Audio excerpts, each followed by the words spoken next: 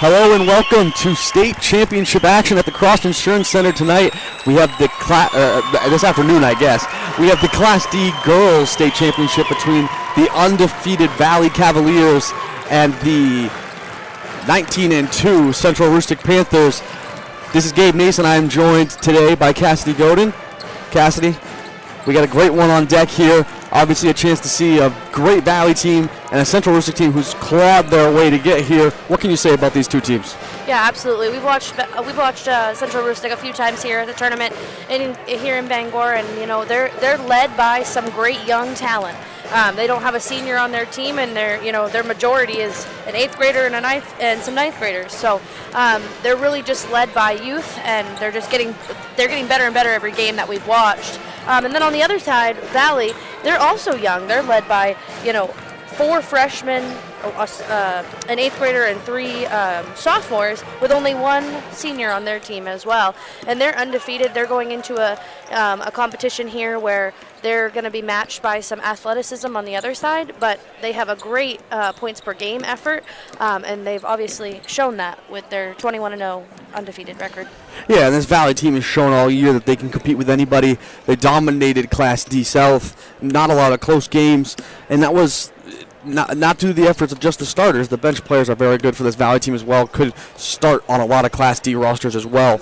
Obviously led by senior Madeline Hill. She's one of their biggest players, but the freshman Leanna Hartwell may be even better. We're getting high fives over here from the Central Aroostook Panther. Bow tie, look at that. Oh, dressed looking right fancy up today. It's good to have them over here at the table interacting with us. We love that. But yeah, so Valley's got a ton of weapons, which makes them really hard to beat. And like you said, on the other side, Central Aroostook, run by those young guys, those young girls in Burt and Harley Allen. Those two run the show for the Central Aroostook Panthers.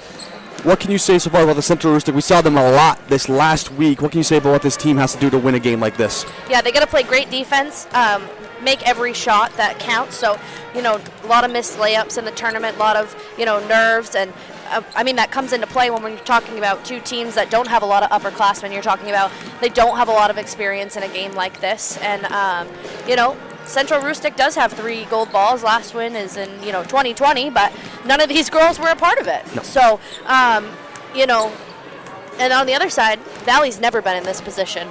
So they're looking at their best chance here to get a gold ball here and take it back to the south. And Central Aroostook will absolutely need to have some lockdown defense and be quick in transition before allowing Valley to set up in their defensive transition as well. Yeah, and as many people know, Valley's boys team is a very historic program, won a ton of gold balls. The girls are looking to add the first one to that case. When you walk into that Valley gym, it's just lined with gold balls as you walk in. It's quite the scene.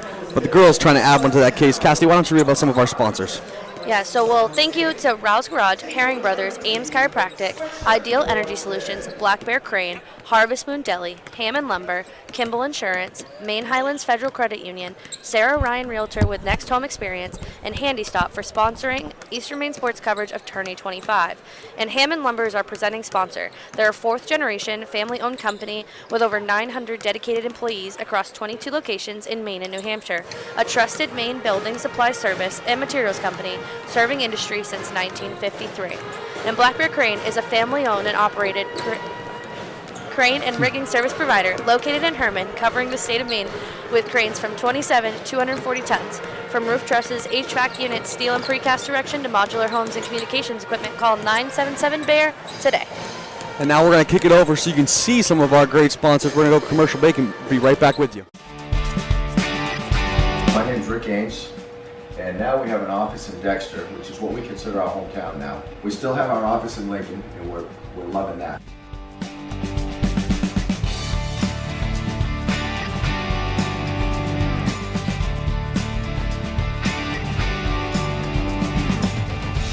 We're looking forward to helping you naturally feel and be your very best.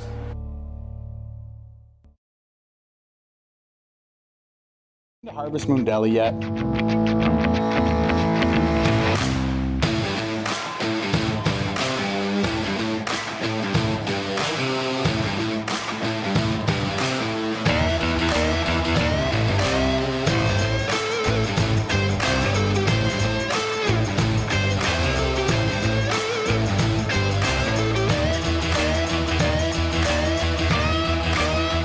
you down at the deli. Brothers Meats is a family-owned and operated business located in Guilford, Maine. We operate a local retail meat market along with a slaughterhouse, smokehouse, and processing plants. Herring Brothers has all sorts of meats from already pre-cut all the way to cutting it right on the spot for you. Also, while you're there, don't forget to try their wicked good beef jerky that is made right in Guilford, Maine. Call them at 207-876-4395 or visit them at 346 Water Street Monday through Saturday from 8 a.m. to 4 p.m. Rouse Garage in Dover Foxcroft to discover the difference between walking into a local dealership versus a big dealer that uses high-pressure tactics the second you drive onto the lot. From selling you a vehicle to servicing your vehicle, Rouse Garage will treat you like you are the only customer. While you're there, check out their state-of-the-art automatic car wash. Rouse Garage, call them at 207-564-3434 or visit them at 191 East Main Street in Dover Foxcroft, Maine. And stop by Kimball Insurance for all your insurance needs. Whether it be auto, home, farm, business, life, or health insurance, we have you covered. Our agents are ready to serve you and help you with your needs. Visit us at Kimball Insurance at 91 Main Street in Sangerville, Maine, online at KimballInsuranceAgency.com, or visit us on Facebook to see what we can do for you. Kimball's, your insurance is our business. Get ideas and inspiration before your next building project even begins at Hammond Lumber Company. Create your vision when you explore Hammond's extensive in-store showroom displays, showcasing innovative trends from industry-leading suppliers and designers. Your Hammond sales rep will help you find the look you like, and Hammond's design team will help you make it your own. And Hammond delivers from 22 locations across Maine and New Hampshire. For your next building project, find your vision at Hammond Lumber Company. Building or remodeling a home or office and need electrical work? Call Ideal Energy Solutions. Ideal Energy Solutions is ready to wire your building right. Don't settle for less than ideal.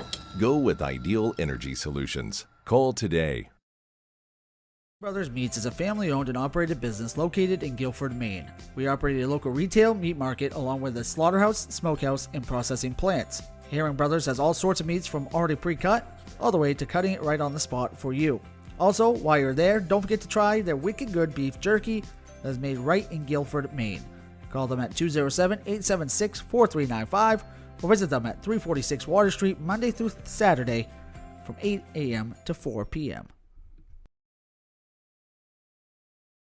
The Rouse Garage in Dover Foxcroft to discover the difference between walking into a local dealership versus a big dealer that uses high-pressure tactics the second you drive onto the lot.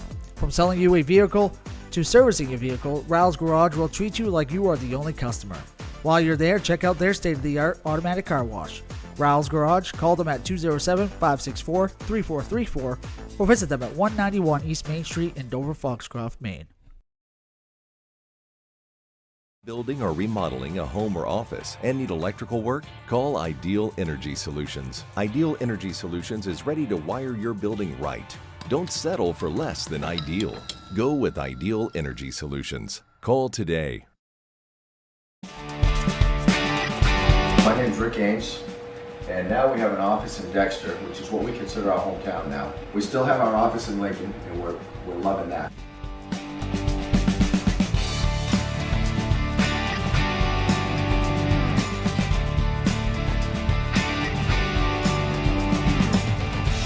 We're looking forward to helping you naturally feel and be your very best.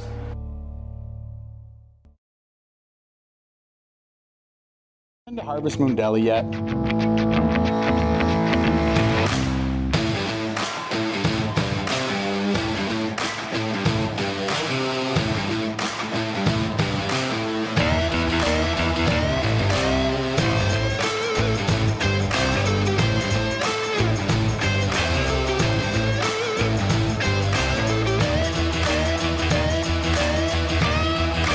See you down at the deli. Get ideas and inspiration before your next building project even begins at Hammond Lumber Company. Create your vision when you explore Hammond's extensive in-store showroom displays, showcasing innovative trends from industry-leading suppliers and designers. Your Hammond sales rep will help you find the look you like, and Hammond's design team will help you make it your own. And Hammond delivers from 22 locations across Maine and New Hampshire. For your next building project, find your vision at Hammond Lumber Company. Timeout. All right. Remember, we're a team that plays together. Listen, the winning will take care of itself. We just have to get everyone involved. In interscholastic sports, we celebrate what makes every one of us unique. And in the pursuit of a common goal, everyone in the huddle, in the bleachers, and in the community comes together. This message presented by the MPA and the Maine Interscholastic Athletic Administrators Association. Welcome back to the Cross Insurance Center for this Class D girls state game. Cassidy, why don't you read us about some of the rest of our sponsors? Sure. For a slam dunk in your home buying or selling processes, remember to get looped and get sold with Next Homie Sarah Ryan with Next Home Experience. And Handy Stop, your one-stop shop for all essentials. Handy Stop serves small communities and are stocked with a large selection of snacks and beverages, hot and delicious food, and local Maine products. Find them in Howland, Lee, and Dover Foxcroft, and on Facebook and Instagram at handy_stop to see pizza and takeout specials, new products, and other promotions. And last but not least, check out our store to get your Eastern Maine Sports merch, shirts, sweatshirts, hats, and much more. You can check it out at easternmainsports.com or on our Facebook page. All right, Cassidy, so we're 3 minutes away from the start of the first state title game here at the Cross Insurance Center. Obviously had the 2A games last night. Mount Ararat girls winning their first goal ball in school history, and then the Falmouth boys winning what has to be close to their 10th. The coach down there been doing it a long time, been doing great for what he's done. 614 wins now for him in his career, so pretty dang good career for him, and I don't think he's stopping anytime soon. Here today, we've got a chance at either we're going to have a team that's going to get their fourth in Central Aroostook, or we're going to have Valley who's going to get their first. What are the keys of the game for you for both of these teams? Start with Central Aroostook. For Central Aroostook, I think that their key is to play their game right. They played really well in their regional final over Skank. They just pulled out like a very close win over them, and it came down to a lot of like last few minutes of composure, and so I think that that's going to be their key. And then on the other side, it's to stay poised if you're Valley. They've never been in this position before, and also they haven't played any close games. No. So, really their closest game we were just talking about on break was against a good Class C team, and in Carabec, and those were both almost 20-point victories. So I think, not to get rattled, not to get shaken if you're Valley, and to stay composed even though you've never been in this position, because a lot of effort, a lot of nerves on a day like today to bring home a gold ball. So I think those are my key to the game. Yeah, and I mean, for a Valley team who's been not necessarily in this position before, but has had the ideals of being here before, that last year they were the favorites to end up in a state game. Obviously didn't come to fruition. This year they were the favorites again, and here they are. Obviously the favorites to win this one by most accounts, according as well to our Eastern Maine Sports fans as well. They voted for Valley to win this one. So a Valley team who's looking to make history, and they've certainly got the players to do it. Like I said, Madeline Hill as a senior had a great career. She's a 1,000-point scorer. She's a fantastic scorer in her own right, but Leanna Hartwell is a freshman who does a lot for them, and they're going to keep being very good for a very long time. The Central Aroostook team could say the same for them. This could be a matchup we see quite frequently for a long time here. I was just thinking about that on break, as both of these teams are so young. I would expect to see maybe this matchup in years to come in this exact position in a state game. But teams have gone to their respective benches, and we're about to get lineups, introductions, non-starters, starters, and we'll have the national anthem for you, as this is the first game of the session.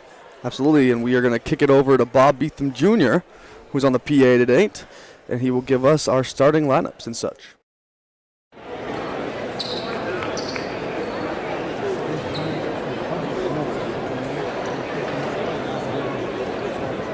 Really?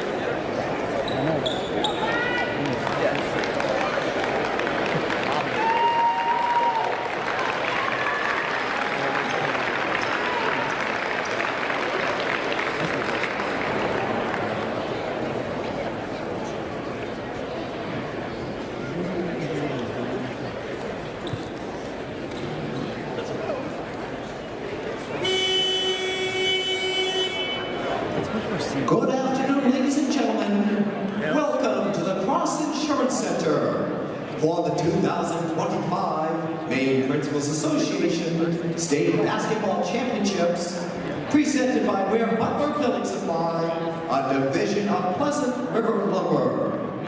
This Maine State Girls Class D Championship game features the champions of Southern Maine with a record of 21-0, the Cavaliers from Upper Kennewick Valley High School.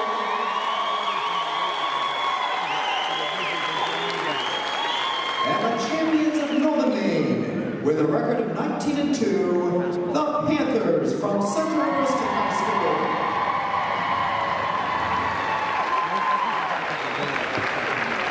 School. Before introducing the teams, the Maine Principals Association theme, the Finance Authority of Maine, remind you that interscholastic athletics are an extension of the educational classroom. In keeping with this educational mission, the Maine Principals Association places a significant emphasis on sportsmanship at all MPA-sanctioned events. We expect that you'll do your part by supporting the student athletes, coaches, game officials, and fellow spectators in a positive manner. We thank you in advance for your support of sportsmanship and the 2025 Maine State Basketball Championships presented by Ware Butler Building Supply. At this time, let's meet the participants in this Maine State Class D Championship game. Introducing first the team members for the Southern Maine champion Valley High School Cavaliers, coached by Gordon Hartwell.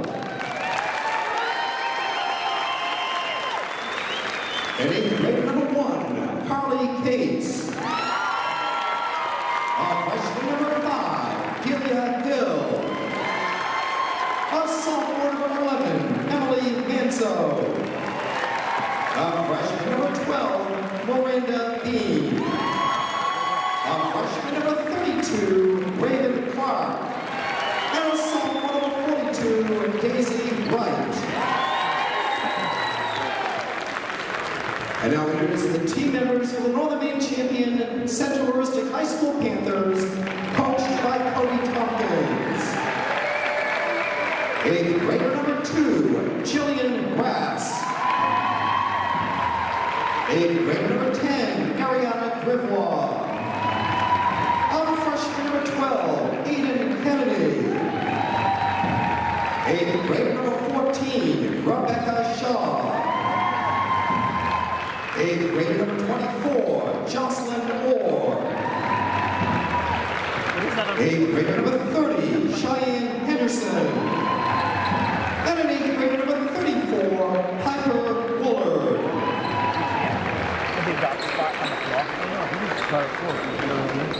And now introducing the starting lineups in this afternoon's state championship game. For Valley at guard, a senior captain wearing 00, Madeline Hill. For Central Aroostook at guard, a junior captain, number 4, Harley Allen. For Valley at guard, a junior captain, number 10, Kirsten Bigelow. For Central Aroostook at guard, a junior captain, number 20, Maggie Mahan. For Valley at guard, a freshman number 20, Leanna Hartwell. For Central Aroostook at guard, a sophomore captain, number 22, Lily Burt. For Valley at forward, a junior captain, number 21, Riley Clark.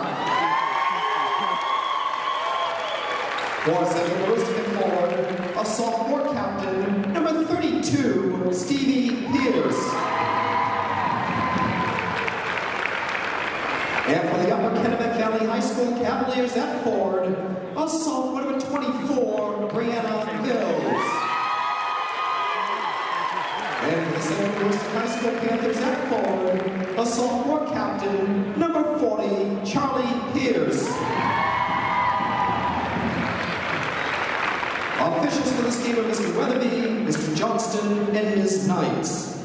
Certified athletic training services are provided by Northern Light Sports Health. You're invited to stand and remove your caps as the Central Aroostook High School Band, under the direction of Adam Metzler, honors our country with the playing of our national anthem.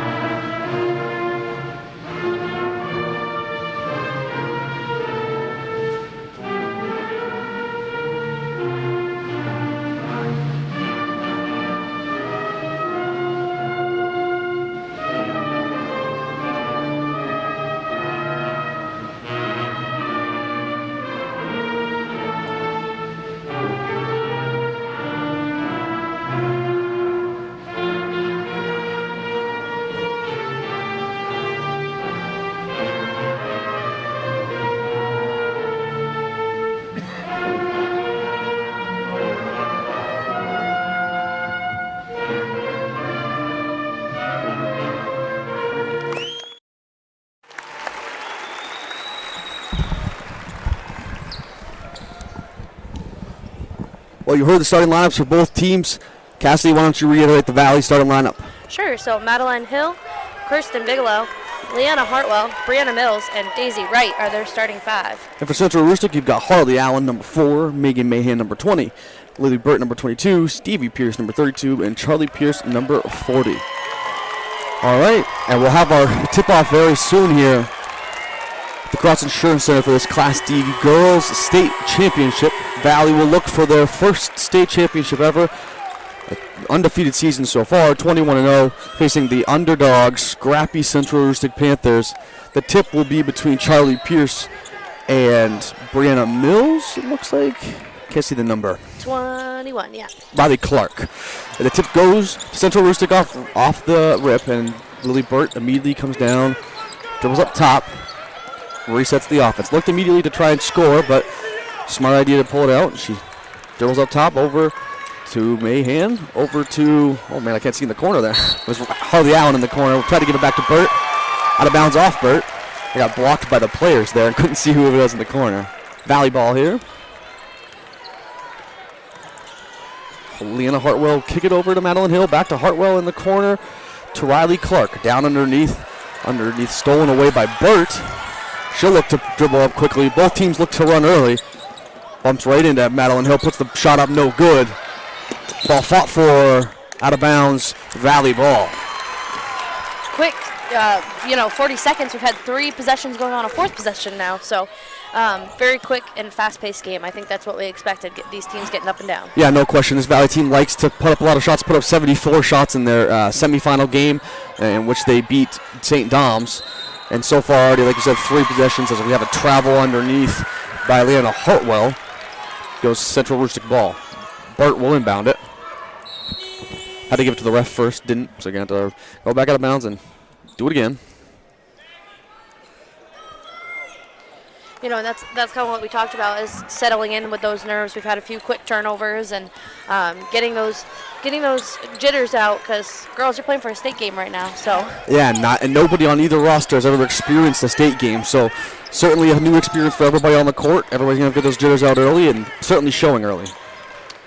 Ball up top. Central Aroostook ball. Burt has it on the right wing. She looks to attack Hill. Passes back out to Charlie Pierce. She gives it to Harley Allen up top. Back to Charlie Pierce on the left wing. She gives it up top to Burt. Burt looks to set up the offense. Looks to attack Madeline Hill again. Collapsing got a couple of Cavaliers on her. Back out though. Feeds it underneath to Allen, but ripped away. A jump ball, and that will go the way of the Valley Cavaliers. Great defensive possessions for Valley so far. Yeah, absolutely. As soon as they get into that bottom block, they're seeing a double team trap. So that's a great way for them to kind of just tear apart the offense for Central Aroostook. And quickly Madeline Hill down, fake pass and in. Madeline Hill, the senior, gets the scoring started for Valley. We talked about it. We talked to her on her senior night against Richmond this year, and her goal remained the same. She wanted revenge for last year after not making it here when she thought they were going to, and she certainly proves early why she's one of the best players on this, one of the best players on this team, and one of the best players in the state overall. Yeah, absolutely. Ball up top to Burt. Burt looks to attack. She'll find a floater at the rim, no good. She gets her own rebound, kicks it out to Harley Allen. Allen looks to attack, but the ball stripped away out to Mahan. Mahan goes on top to Charlie Pierce. Charlie Pierce back to Burt. She looks to attack. 3 players on her quickly, and that's stolen away by... We have a foul, though. Stolen away, though, by Leanna Hartwell. And we have an early foul on the Central Aroostook Panthers. I believe that'll be on Harley Allen. We'll see if that's correct.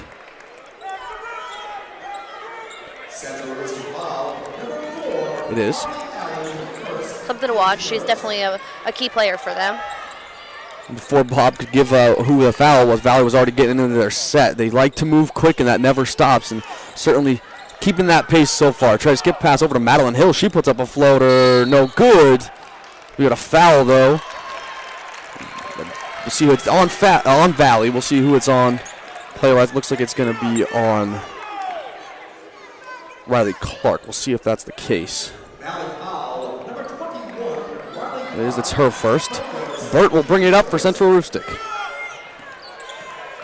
Girls up top. Once again, looking to attack Hill. Doesn't have it. Kicks it up to Harley Allen up top. She looks to attack on the left wing. Close defense played by Hartwell.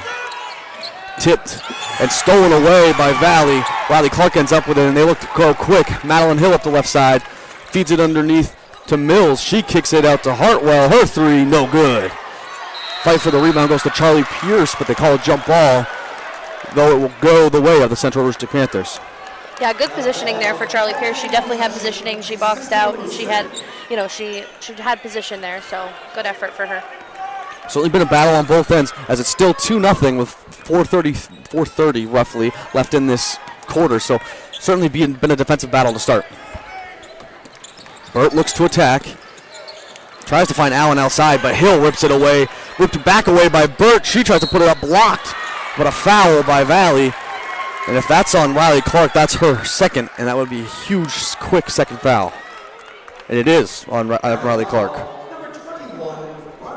Riley Clark had a huge semifinal game as well. Had a double-double, I believe 16 points and somewhere near 15 rebounds. A bunch of blocks in there as well. So Burt will shoot her first. Nothing but net. Gets Central Aroostook on the scoreboard for the first time. Yeah, I mean, and this is a great testament to how Central Aroostook plays, is they just stick with it, right? So she got that rebound because she was sticking with it, even though the defensive hands were there, and she earned a foul, and a big foul. Yeah. A second foul on, arguably the best player for Valley. Burt misses the second and quickly pushed up by Hartwell. Hartwell immediately looks to attack, and she finds the rim just like that. Never stopped after she got the rebound coast to coast. Gives Valley 2 more points, and they've got 4 now with 4 minutes left. Burt brings the ball up for Central Aroostook. She looks to attack, finds her way past Hill, and she finds the rim. And suddenly, after we had 2 points through 4 minutes, we've got a quick burst of 6 in the last 30 seconds. That's Dalia Hill, who kicks it over to Hartwell. Hartwell looks to attack, left-handed shot, no good, but a foul underneath. Early fouls by Central Aroostook as well. We'll see who that one's on.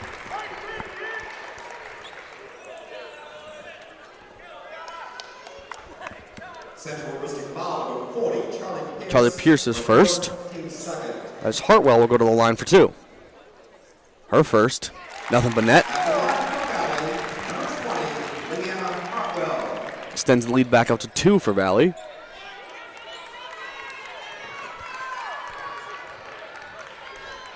The second one by Hartwell, just off, but rebounded by Mills, put back up, no good. Fought more by Charlie Pierce, she ends up with it, but stolen away by Dalia Hill. Madeline Hill for 3, nothing. Missed it all, and the ball will go back to Central Aroostook. Great rebound by Mills, kicked it back out. Madeline Hill just off. And it'll go Central Aroostook's way. Burt will look to bring it up. She kicks over to Pierce. That'd be Stevie Pierce. She kicks it up to Charlie Pierce. Over to Harley Allen on the left wing. She finds Burt. Burt, as always, looking for the lane to attack. Kicks it down to Charlie Pierce. She looks to make the move. A blocking foul there. We already have a third foul on Valley. 3 quick fouls. All 3 on their big men underneath. 2 on Clark and 1 on Mills. Yeah, it's going to be definitely a key factor here, and we got to pay attention to that as well, because when you get 5, you're quickly shooting 2. Nice pass on the inbound, but blocked there by Brianna Mills. Had to be careful there. She just got her first. Don't want to get your second there, but she gets a clean block. Huge one for them. Yeah, like you were saying, Valley, though deep, doesn't want to have to be. They can go 7 or 8 deep pretty comfortably, but they don't want to have to. And already they've had to bring in Delia Hill, who plays quite a lot, but certainly not as early as they would expect her to play. Burt up top. She kicks it out to Charlie Pierce. She's open at the three-point line. Doesn't take it. Looks to attack. Kicks it to Harley Allen. She looks to go by Hartwell. She picks up her dribble. Can't find anything. That ball tipped away by Madeline Hill and out of bounds. It'll stay Central Aroostook ball. Yeah, just really tough defense. They're really not finding anything underneath there like they're looking for. Central Aroostook can shoot the 3, but we've seen it a few times, but they don't often need to. In their previous games, they've been able to kind of penetrate underneath, and that's going to be a 5-second call. Great defense there by Valley, just to kind of force that additional turnover. I don't keep track of the turnovers, but there's quite a few already. Certainly quite a few already. Quick pickoffs. Oh, someone had to tie their shoe. Gonna put the ball out of bounds here. Stay Valley ball. Yeah, like you said. I mean, Valley. When I went up there to do their game against Richmond, Richmond has a girl who's probably 6'3", quite tall, taller than everybody else on Valley, and they found a way to contain her despite her height, and she was a pretty dang good player for Richmond as well. And so obviously, I mean, they know how to defend despite not having the height as well, and certainly at times, Central Aroostook's gonna have the height advantage. Yes, absolutely. Madeline Hill up top. She looks to attack. Finds a layup at the rim. No good. Brianna Mills with a rebound. Puts it back up. No good. Fought for. Mahan comes back out with it. Tipped away by Hartwell. It'll stay Central Aroostook ball. 2:32 left here. It's 5-3 Valley. For being the underdogs, this has been a pretty well competed first quarter here. We got 2:32 left and only a 2-point game. So if you're Central Aroostook's coach, Cody Tompkins, you can't really be too upset about how the first little bit's going here. Well, and certainly Central Aroostook had to play good defense against this very high-powered offensive Valley team, and they have done that so far. Mahan will look to attack. She dribbles back out to Harley Allen. Looked for Burt there for a second, but Burt got knocked over on the dribble handoff, and now she has the ball up top. She looks to attack, goes by Madeline Hill. No, great defense by Hill. Rebounded by her, and quickly out in transition. Valley goes to the rim. It's good. Kirsten Bigelow with her first 2 points. Another big young player for this team. She plays a pivotal role. Does a lot on the defensive end. Doesn't necessarily find her name in the scorebook as much as other players on this team, but finds a way there. Burt with the ball up top. Madeline Hill on her. She kicks it over to Charlie Pierce. Pierce back to Burt up top. Burt looking for a screen. Doesn't get it. Looks to kick back out to Charlie Pierce. Nearly stripped away. Gets her dribble back. Puts it up a layup. No good. Hartwell quickly kicks it up to Bigelow. And here go the Valley Cavaliers once again. Over to Hill. That's Delia Hill, and she'll get herself on the scoreboard. Timeout Central Aroostook. It is 9-3 here. What can you say about Valley in these past couple of minutes? Yeah, it looks like they've really started to settle into what they like to do, right? So they got a defensive rebound or they get a steal, and they're automatically going in transition. And they weren't doing that the first couple minutes. They weren't running in transition. They weren't doing those long baseball passes to, take off and get out of there. And so now that they flipped that switch really quick. And so now they've scored, 2 quick buckets just like that, and now all of a sudden forcing Central Aroostook to take a timeout. Well, this is where this Valley team is very dangerous. They like to get in that transition. They force the turnovers. You can say very much so like a team we'll see later in a Penobscot Valley Howlers team that also likes to get up in transition, and that's where they start to get their leads. They play good defense and force the turnovers, have easy shots on the other end. And 4-0 run in the past 30 seconds. Has the lead up to 6 for Valley. Central Aroostook will have the ball. Harley Allen brings it up. Burt will now be on the wing. That's a good switch, trying to get her, maybe some off-ball screens. Burt has the ball now on the left wing. She looks to attack. Tried to get a screen there from Pierce, doesn't get it. Gives it to Charlie Pierce. Ball stripped away. Bigelow got her hand in there, and it's a jump ball. It'll go the way of the Valley Cavaliers with 59 seconds left here. Update from the Class B girls state final. Caribou up early, 12-2 with 3 minutes left in the first quarter. Here comes Hartwell. She looks to attack, finds her way to the rim, just off. Ball tipped out of bounds. It'll stay Valley ball. 49 seconds left in this first quarter.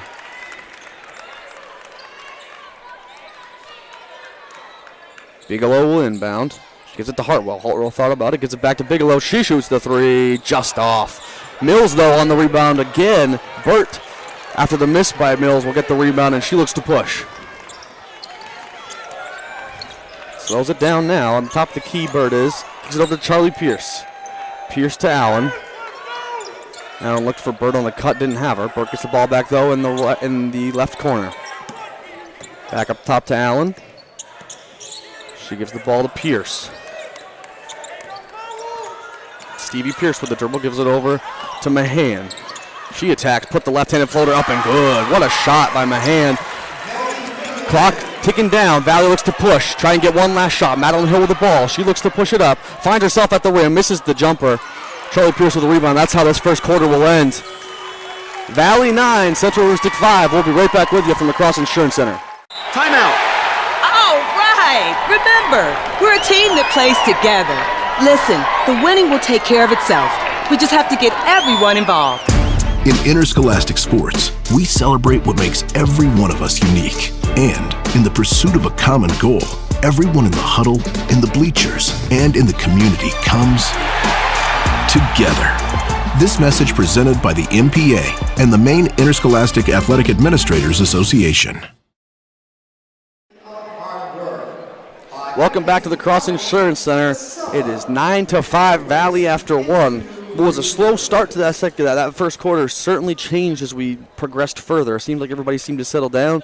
What can you say about both sides so far? Yeah, so for Valley, they're doing a great job. They have 4 players in their scoring column, and not all of them are even starters. So that's really important for them to spread out their scoring, make everybody efficient. I think to transition further, Brianna Mills is getting so many offensive rebounds. She's got to put the ball in the hole. Yeah. Right? Got to put the ball in the hole. So she's got at least 3 offensive rebounds, what I have her down for right now. She's got to do a better job at finishing there at the rim. And then on the other side, Central Aroostook needs to settle in and get more people involved. Lily Burt's done a lot of just driving to the hoop, and she's missed a lot of shots there. Yeah. And so for Maggie Mahan to get in the scoring column late in the first quarter, that was key for them. Yeah, and Harley Allen, who's been a huge key for them throughout this tournament, scoreless through one, and that's got to change for the Central Aroostook Panthers if they want to win this one. Got Pierce in the corner. Up top to Mahan. She looks to dribble left. Looks to go back to go right. Finds Pierce in the corner again. Kicks it down to Charlie Pierce. Back to Harley Allen. She'll take the jumper just off. Rebound goes to Mills. That's a much better offensive possession for them. Absolutely. Yeah, got way more people involved. Everybody seemed to touch the ball. But Valley, again, looking to push quick. Mahan, though, had her hand in the passing lane. Tipped it out of bounds. It'll stay Valley ball. That is my hand. I like that one. That was a good one. Thank you. Bigelow will look to inbound. Finds Madeline Hill up top. Back to Bigelow. She's open. She'll take it. Long, but Mills right there again. Misses the jumper. Delia Hill right there. No good. Great and Charlie defense Pierce there by comes Charlie up with Pierce. Pierce is going to be huge through this one. Feels like that was a point. Charlie Pierce played a lot in the regular and the rest of the games in the tournament, but certainly seems, I don't believe she started in any of those. Did she? Do you remember? Did you do those games? I just remember her having the free throw in the quarterfinal. Yes, the winner. The winner. And I did that game. So I feel like I don't remember her starting that game, which is a big as she started this one and played huge minutes against much taller opponents. Yeah, absolutely. Madeline Hill gets the rebound there on a missed shot. Delia Hill looked to push, but there's a travel on Delia Hill. Both sisters, Delia and Madeline. Madeline the senior, Delia the freshman.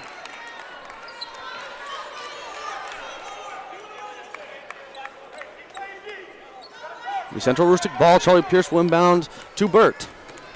Burt will look to bring it up. She has the ball handling duties once again. Looks to attack. Tried to pull the defenders in. She's doubled down in the post. Finds Charlie Pierce up top for a jumper. No good. Fight for the rebound. Will go Bigelow's way, and she'll look to kick up to Hartwell. Here goes Hartwell all the way down and missed the layup at the rim. Harley Allen will get the rebound. Central Aroostook comes away lucky after what was a bad turnover. Could have been 2, but it's not. And Central Aroostook has a chance to make it a 4-point swing right here. Burt finds Charlie Pierce underneath. She finds Stevie Pierce. Sorry, I couldn't tell what number it was. Burt will put up a 3. Banked it in. That'll cut the lead down to 1. Valley looks to push. Up to Madeline Hill. She looks to attack. Finds underneath. Floater. Good. Nice take. And she's their consistent girl. When they need a bucket, she's always there to have it. She may not score a whole lot of points some games, and she's a 1,000-point scorer, so she scores a lot. But in some games, she may not be having the best game, but she scores when it matters, and a much-needed bucket there. They still haven't put it on the board. Still 9-8 on the scoreboard up on there. Should be 11-8, which I believe they'll get up. But Central Aroostook ball, Burt up top. Burt looks to attack. Jump ball, it will go back to Valley. They did add those points on the board, as you can see. It's now 8-11. It'll be Valley ball. Bigelow will inbound.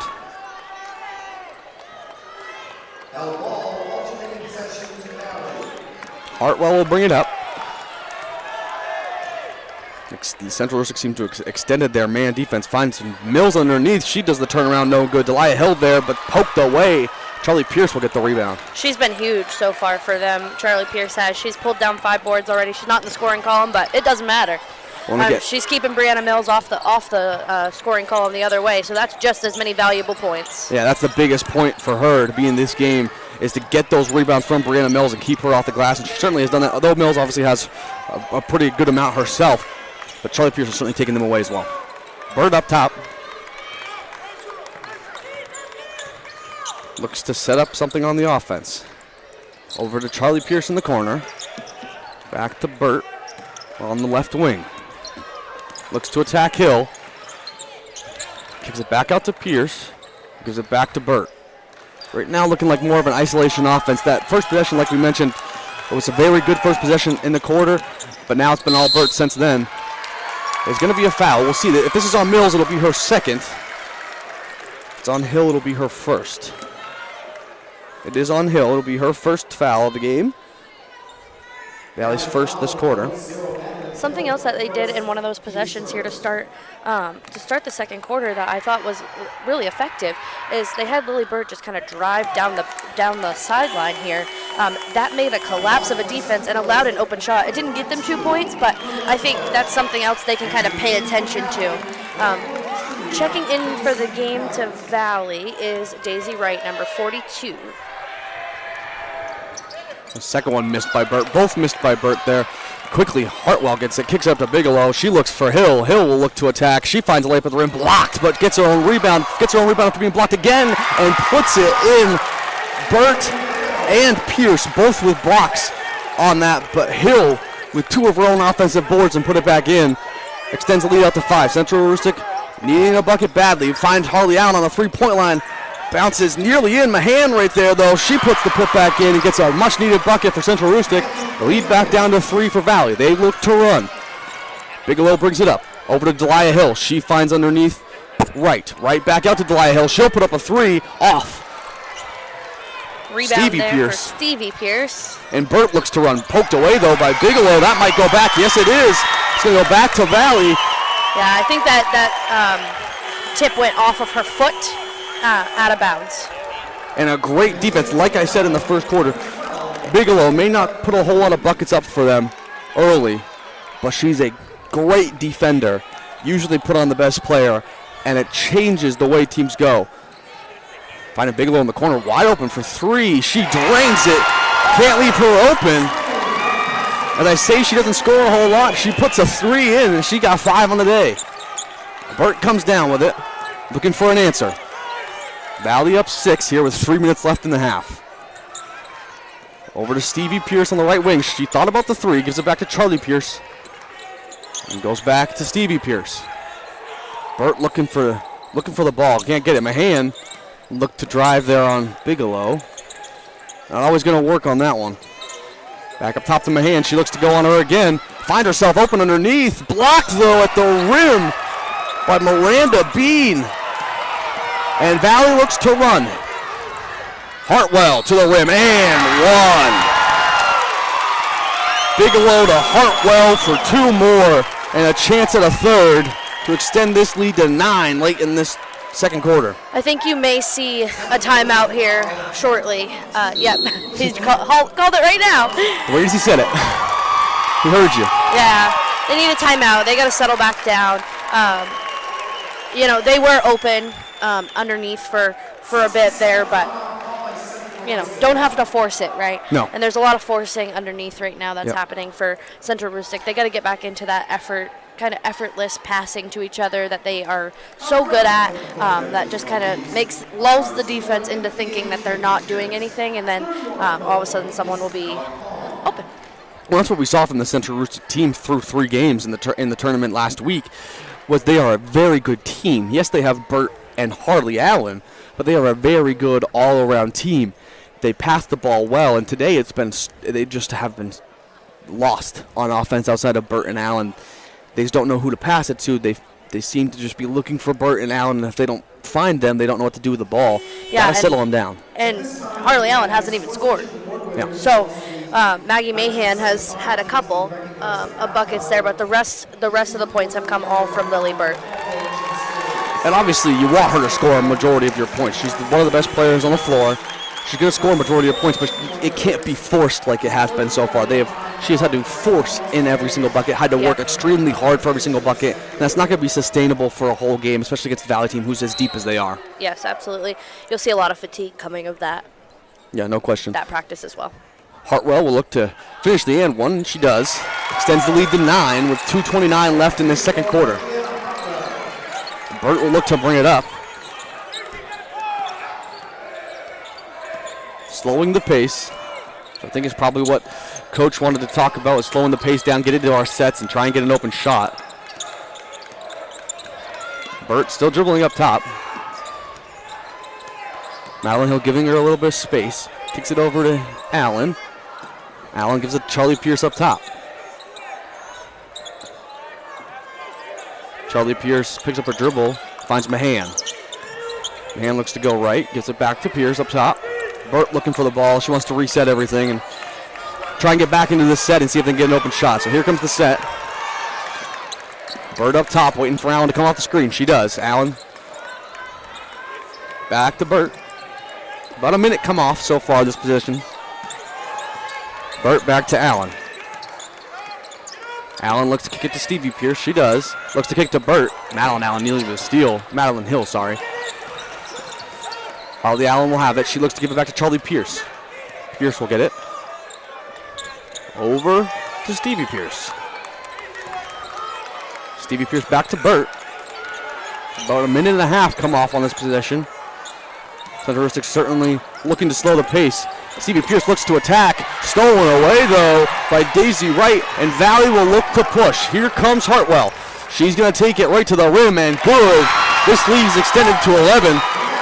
Valley starting to pull away late in the second quarter. Central Aroostook needing a bucket here late. Got to swing the momentum back in your favor. Burt will look to do so. She dribbles right. Mahan comes around the screen. She'll find Mahan. Stolen away, though. Bigelow right there with the steal. And quickly, here we come again. Hartwell looks to push. She finds Madeline Hill. She'll look to attack. Stolen away, though, by Harley Allen. And quickly comes Burt. Burt to Mahan. Her lefty layup is good. And here we come with Valley. They look to push the other way. Hartwell with the ball, guarded by Burt. Hartwell kicks it to Bigelow, who kicks it underneath, who kicks it back out. Miranda Bean, no good. Hill right there on the rebound. Who's it off of? It's off Valley with 1:8 left. Central Aroostook will have one more chance at a shot. And a chance to cut this lead down a little bit more if they can get a shot here. Definitely see Valley kind of playing their game now. Yeah. Starting to settle in, get over the nerves. Ball kicked down to Burt. She's got a chance at a shot. puts it up, just off the mark. What a great effort there. And we'll go into the half. 21-12, Valley. We're going to do a couple reads for you. Hammond Lumber is our presenting sponsor. They're a fourth-generation, family-owned company with over 900 dedicated employees across 22 locations in Maine and New Hampshire. A trusted Maine building supply service and materials company serving industry since 1953. Handy Stop is your one-stop shop for essentials. Handy Stop serves small communities and are stocked with a large selection of snacks and beverages, hot and delicious food, and local Maine products. Find them in Howland, Lee, and Dover Foxcroft, and on Facebook and Instagram at handy_stop to see their pizza and takeout specials, new products, and other promotions. And for a slam dunk in your home buying or selling processes, remember to get looped and get sold with Next Homie, Sarah Ryan, with Next Home Experience. And I think with that, we'll take it to break. No, right now, so we're going to have a couple of sportsmanship awards that are going to come out here. So we're going to kick it, once we get that started over there, we're going to kick it over to Bob Beetham. Forget that we do that for the state games. Yes. Well, I'll give you an update while we wait for everybody to get ready over there. From Portland, Caribou up 17-15 with 2:57 left in the second quarter. So a close one down in Portland. Certainly great seasons by both teams. I think a combined like 3 losses on the year. So 2 great teams playing each other. Been very close so far. Caribou came up to a big lead early. They've been able to cut it down since then. But now we're going to kick it over to Bob Beetham for his PA. We're going to do some sportsmanship.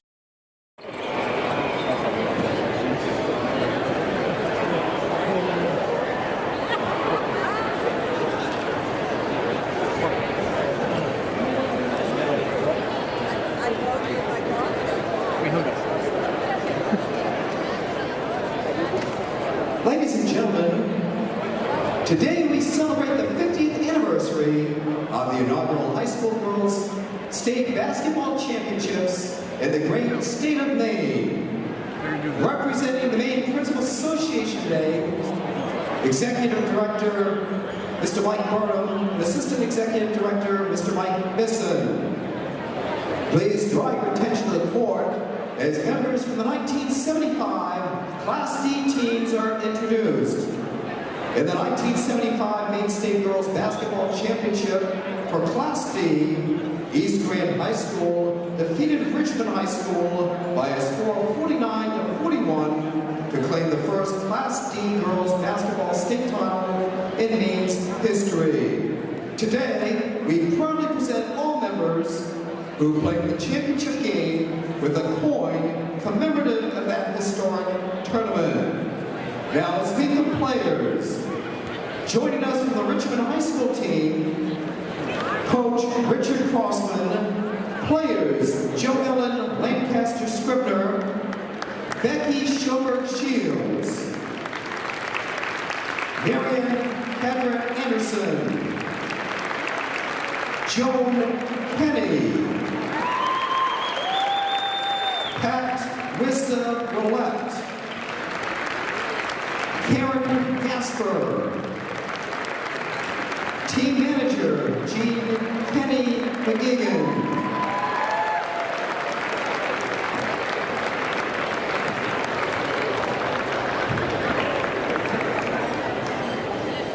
joining us today from the 1975 state championship team from East Grand High School, Coach Dennis Convery, along with players Renita Brown-Dill, Susan Gillis-Shane, Patty Page Johnson, and Christine Conlog.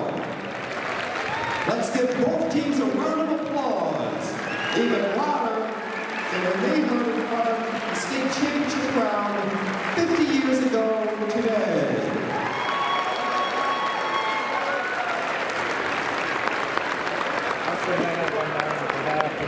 Thank you on behalf of the Maine Principals Association for being here today and supporting our current student athletes as they play the sport that they love too.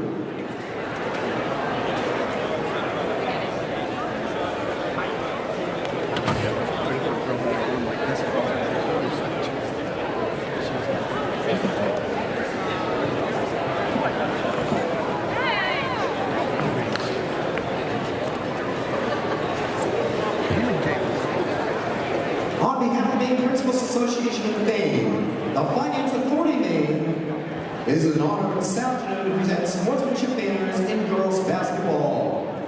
During the season, each basketball team in Maine was asked to select an opponent they felt was most deserving of receiving a sportsmanship award.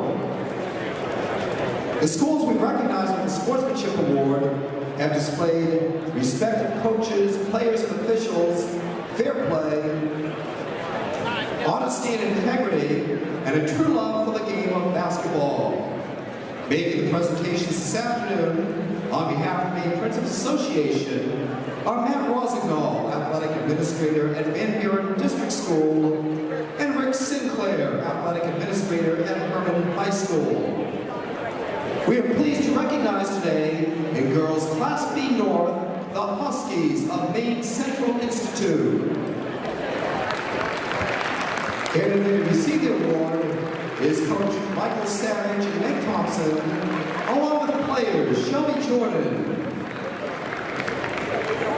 Carlotta Tapia, Bella Barkat, Charlotte Peasley, Ashley Brooks, Adriana Brooks, Kira Hebert, Caitlin Hamilton, and Cheyenne Williams.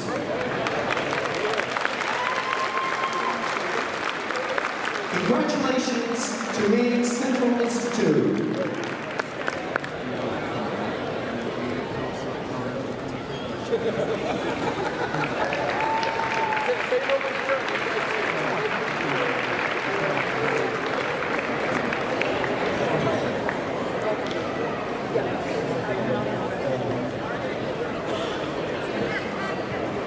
Today we honor another school with the Sportsmanship Award. Please welcome girls Class C North, the Mustangs of Mountview High School.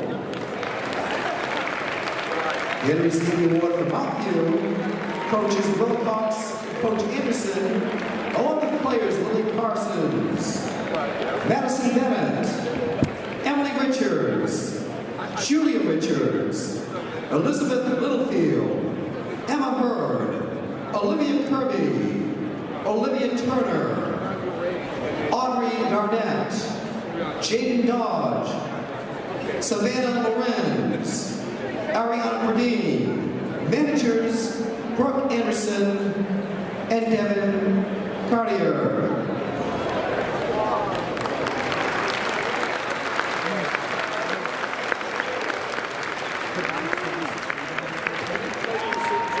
Congratulations to Mountview High School.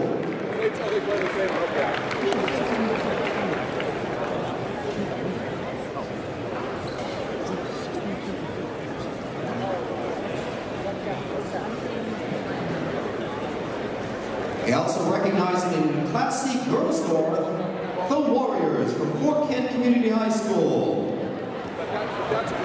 Here today to receive the award, Coach Kelly O'Leary, along with player Evelyn Neto. Many of the players were unable to attend today due to weather concerns.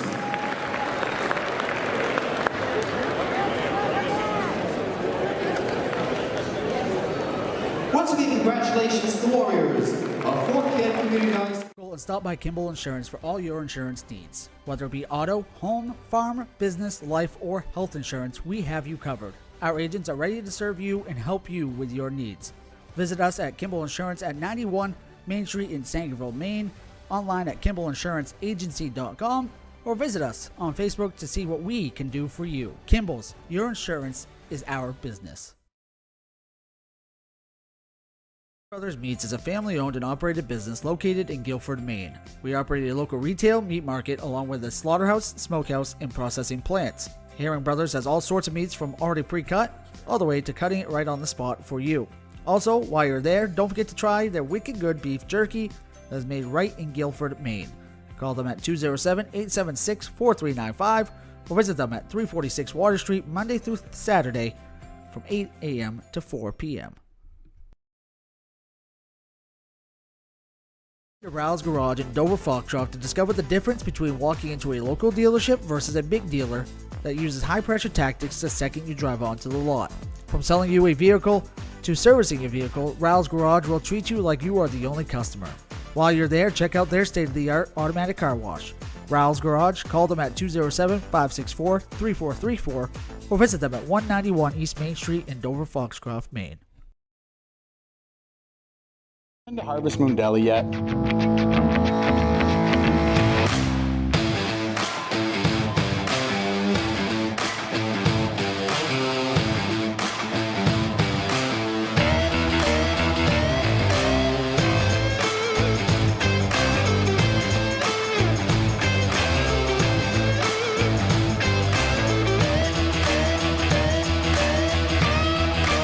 See you down at the deli. Building or remodeling a home or office and need electrical work? Call Ideal Energy Solutions. Ideal Energy Solutions is ready to wire your building right. Don't settle for less than ideal. Go with Ideal Energy Solutions. Call today. And stop by Kimball Insurance for all your insurance needs. Whether it be auto, home, farm, business, life, or health insurance, we have you covered. Our agents are ready to serve you and help you with your needs. Visit us at Kimball Insurance at 91 Main Street in Sangerville, Maine, online at KimballInsuranceAgency.com, or visit us on Facebook to see what we can do for you. Kimball's, your insurance is our business.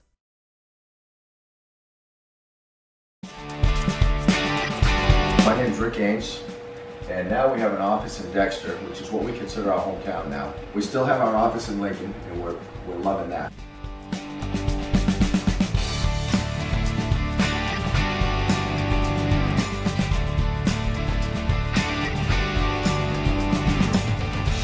We're looking forward to helping you naturally feel and be your very best.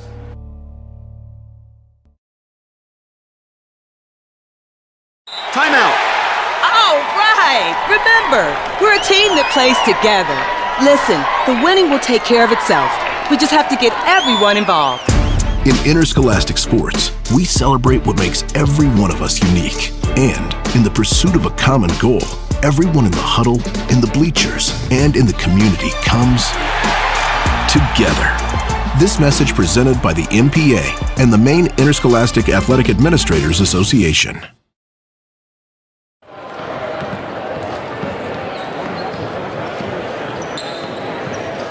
See a member of the Maine Army National Guard on site? Say hello and learn about jobs and educational benefits. Or info at nationalguard.com/ME.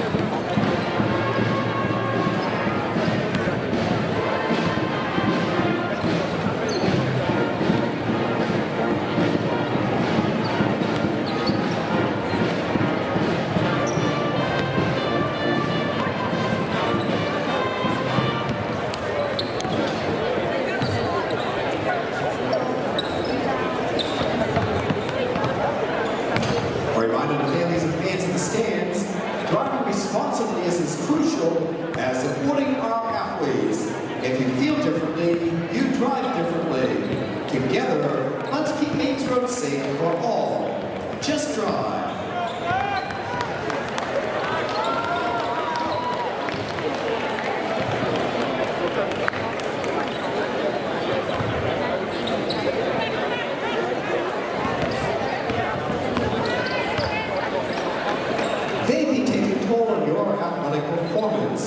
Less muscle growth, lower energy, longer recovery times. Don't let all your hard work go to waste. No vape is safe.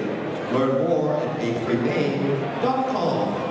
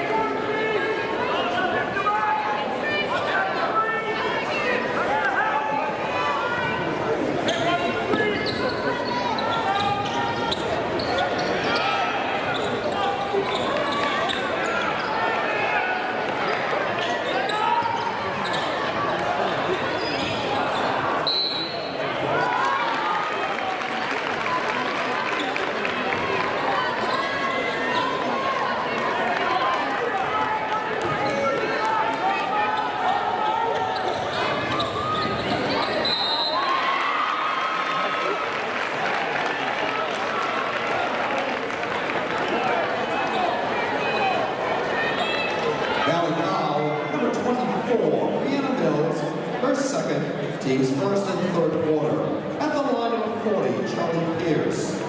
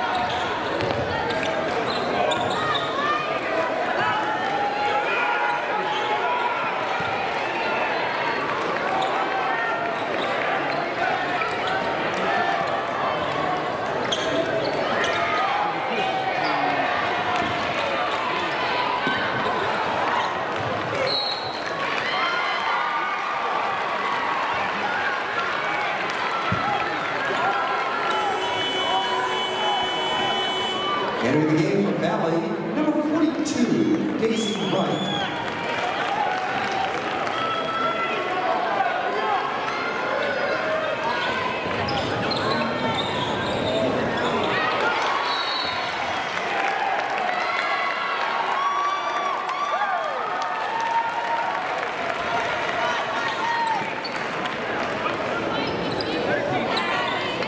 Central Aroostook foul, number 32, Stevie Pierce, her first, team's first on the third quarter.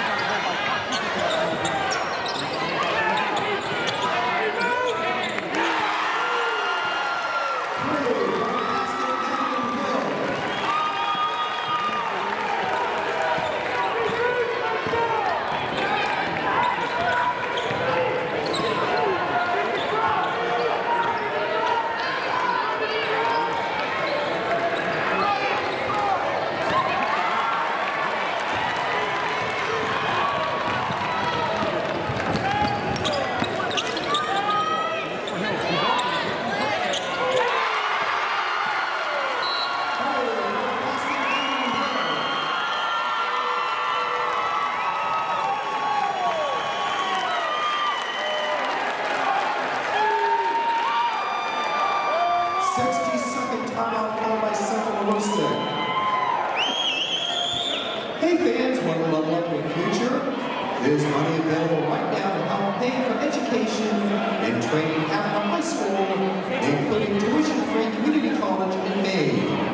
Level up your skills and your play by filing with FAFSA. Ready to file? Head to studentaid.gov or get your free FAFSA guide for FAME at famemaine.com/level up.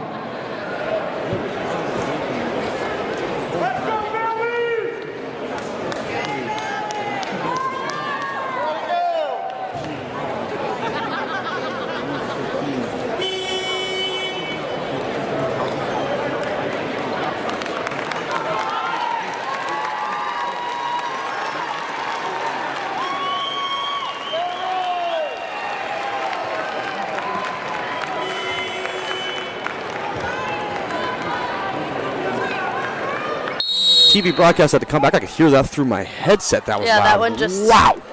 That one just rung through the ears there. Mr. Weatherby, the AD at Mananacook Academy, blew that whistle real hard. Burt with the ball, top over to Stevie Pierce. Once again, looking to slow it down. Central Aroostook has the ball. That ball goes to Mahan. She looks to attack. Tries to put it left-handed forward. Clark with the block, and look, they go. Daisy Wright with the ball, looking to push. Over to Hartwell. Hartwell with the ball. She finds Daisy Wright underneath, but poked away by Charlie Pierce. Now Burt looks to push. Madeline Hill, the only player back for Valley. Burt goes up, blocked by Hill. Rebounded by Burt. She goes back up, misses the layup. Harley Allen rebounded, misses that layup. And Clark comes down with it. And we've got a jump ball that will go Valley's way. And quickly, Central Aroostook up in a press as well. First time they've pressed all day, looking to make something happen. Don't mind my silence. There was a lot to write down in that position. Quickly, Hartwell comes up. Valley looking to push again. She's open for a shot. She's definitely going to take that one. Nothing but the bottom of the net for Hartwell. You cannot leave her open either. Like I said on the last two possessions, Hill had the open three. It was Burt who didn't rotate. And that time, on the fast break, Hartwell just outran Burt to her spot, pulled up jumper.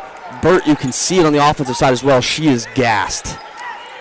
Trying to make something happen, though. She'll kick it to Mahan. Yeah, she's not moving at all on the offensive possession. And I can't blame her. She played her heart out in that first half and didn't have a lot to show for it. And the gas tank can only go so much. Stevie Pierce, though, attacks, gets a floater at the rim, and much needed points for Central Aroostook. Valley, though, pushing once again. This ball to Bigelow. She'll look to go up to Clark, blocked by Burt. There's the effort again. She saved it for the defensive possession. Here comes Harley Allen to Burt. Burt, who had the open shot for a second, doesn't take it, kicks it to Mahan. Mahan looks to go left, kicks it out to Stevie Pierce on the three-point line. She gives it back to Burt, who finds Allen underneath. Allen looks for the floater, just off. Clark with the rebound. Hartwell with the rebound. She looks to push. Madeline Hill with the ball on the right wing. She's going to the rim, puts it up off the mark. That foul will be on Harley Allen. It'll be her second. Valley ball underneath. As I said, it was before the shot. Bigelow will be the inbounder. Bigelow finds Madeline Hill. But before that, we've got an illegal screen on Daisy Wright. Central Aroostook ball. Yeah, she slid all the way to her left to try to catch the player on the screen, but if you're the screener, you pick your place. The offensive play, that's the offensive player's job to bring them to you. So. Well, and that's where the foul trouble on Brianna Mills certainly hurts us. She's going to come back into the game. That's Brianna Mills' spot. So for Daisy Wright to be in that spot is a huge thing. Burt, though, deep three, banks it in. 2 threes by her, both off the window. And Valley looks to push. Doesn't matter unless it sees the bottom of the net. That is all that matters, especially in a game like this. You're going to need those points, and quick. Here comes Valley. They kick it down to Daisy Wright. She kicks it down to Bigelow, who misses the layup. Great defense by Stevie Pearson. Here we go. Quickly come the Panthers. The shot up and in, but travel first. Mahan had a look at the rim. Yeah, that would have been huge for them to pull it down to a 10-point game. Shuffled her feet just too much, and suddenly it's Valley ball. Yeah, and they are playing well after that timeout. You know, They made an adjustment and they're playing much better. Here comes Hartwell. Hartwell looks to push.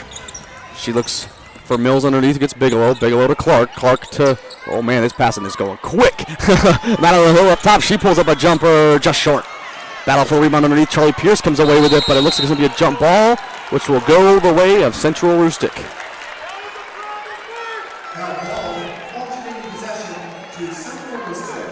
Stevie Pierce will inbound to Burt.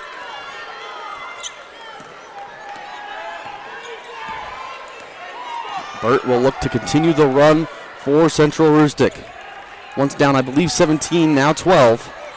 5-0 run by Hill with the quick steal. Nearly stolen back away by Allen. The ball out of bounds off Allen. It will stay Valley ball.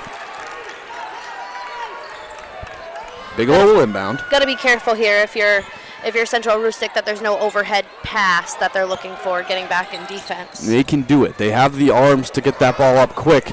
To Mills, to Bigelow, back to Mills. She goes up with a bucket and good. And just like you said, it may not have been a full overhead baseball pass, but it was a quick checkup. Burt tried to get the ball in bounds. Nobody there. Hartwell steals it. She gets a jumper just off the mark. Burt will rebound. Burt will look to push. Yeah, Burt's not a happy camper right now. She was left all on an island. She finds Mahan for 2. Off the mark. Mills with the rebound. And here comes Valley once again. They'll look to push. Hartwell with the ball.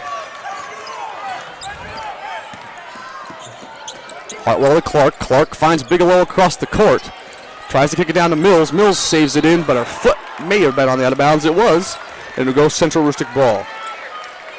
Yeah, that last possession, Lily Burt was left on an island. None of her teammates stayed. Nobody knew that she was back too. Yeah, this team is, the Central Aroostook team looks exhausted. Charlie Pierce looks like she's going to get a breath. Yeah, they're letting Charlie Pierce come out of the game. They're stopping play for her. I think. Yeah, she's going to head straight back to the locker room. Do you see what happened? I don't want to speculate, but it looked like maybe it needs an inhaler. She was making a signal Gotcha. like maybe she needs a breath. She did go behind the black curtains as well. She didn't go all the way to the locker room, so I bet you her inhaler's right behind there in case they need it. It looked like that's what she signaled to coach. So. Well, Central Aroostook will have the ball. Burt up top. Number 30, Cheyenne Henderson came in for that substitution. Burt kicks it out to Mahan. Her 3 just off the mark. Right there, though, Stevie Pierce, she misses. And there's the Henderson just into the game, kicks it out to Burt. Thought about the 3, doesn't take it. Burt will dribble up top. Less than a minute remains in this third quarter. Valley up 14 in what has been a big quarter for Valley. Ball to Stevie Pierce, back to Mahan. Her 3 is good. Cuts the lead to 11, but here comes Valley. They look to push. Hartwell comes down the left-hand side. Burt on her. Goes left by her. Shot at the rim. Off the mark. Burt fights for the rebound. Gets it. Here goes Central Aroostook on the run. Burt down the right sideline. She looks to finish at the rim. Madeline Hill on her. Block. block, and the third on Madeline Hill, a big one to end the third quarter. We've got 29 seconds left here, but right at the end of the quarter, not when you want to pick up your third foul if you're Madeline Hill, who is the leader of this Valley team. Yeah, and, only an 11-point game right now, and, Central Aroostook's only 1 for 5 from the free throw line, so, you're looking at a 6-point game if they make all their free throws.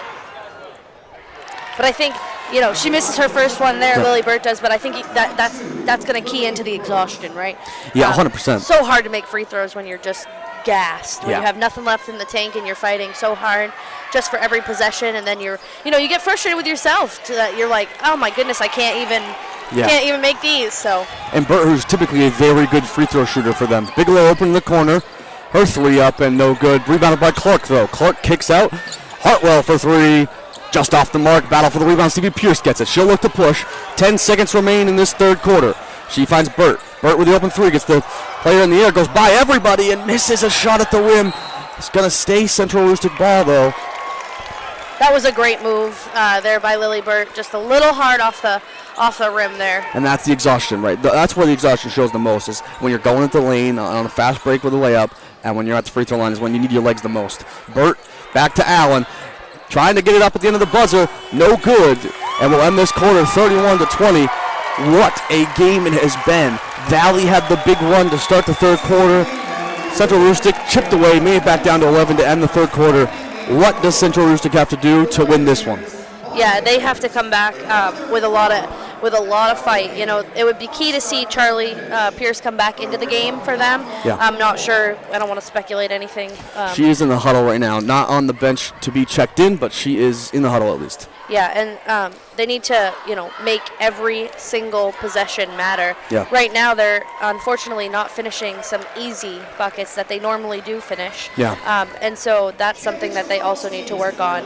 That quarter was much better for them. The second quarter was only 7 points for them, and Valley had 12, but this one was 8 to 10, so a little bit better in terms of the scoring. And stopping them in transition is going to be key. And if you're Valley, don't lose your nerves, because you're 8 minutes, not 10. This isn't college. 8 minutes away from your first gold ball. Yeah. Chance to have the first gold ball. And, Mark and I were down in Augusta yesterday, and we watched a Messalonsky team who was up 13 in the fourth quarter.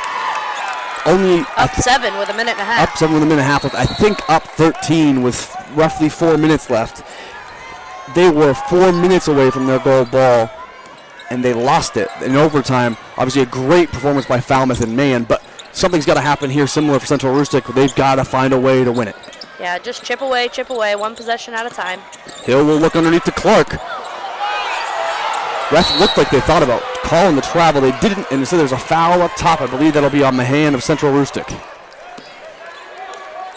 The hand went up for the referee on the baseline to start the travel, but then changed her mind. That's always hard call to make when someone kind of jumps on top of somebody's body, and it's like, well, yeah, maybe she traveled, but also, yeah, maybe she fouled. It's kind of hard to say. And does she have possession? Another great question in a situation like that. Burt with the rebound after Clark would miss her shot at the rim. Burt will look to push. As we said, certainly an exhausting game for Lily Burt. She's done a lot for the Central Aroostook team so far. Going to have to do some more if they want to win. She looks to go off the screen by Stevie Pierce. Pierce open, thought about the three, doesn't take it. Harley Allen with the ball now. Tries to attack Hartwell, doesn't have her. Anderson up at the three-point line. That's off. Out of bounds, and it will go the way of Valley. So as you mentioned, Charlie Pierce still on the bench. Anderson in for her. Or Henderson, sorry, I believe. Yes, Henderson. Sorry about that. Henderson in the game for her, but Pierce a huge part of this. Ball nearly tipped away. Clark still has it, though. Will look to the rim. Foul at the rim. Clark will go to the line for two. Foul on Stevie Pierce, her second. Central Aroostook foul on number 32, Stevie Pierce, her second, team second. At the line, number 21, Ronnie Clark.